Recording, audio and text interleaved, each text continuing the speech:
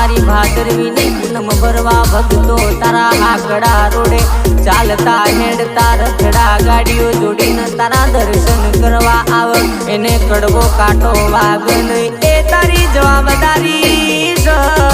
અરે તારા ધામે ભક્તો તારા દર્શન કરવા આવન કડવો કાંટો વાગતો તો તારા ભક્તોની ભક્તિને કાળું કલંક લાગી જાય મારી વેળા વેળાની સોયડી મારો વેળાનો ભગવાન મારી અંબાજી હોંભળજે હોંભળજે હોંભળજે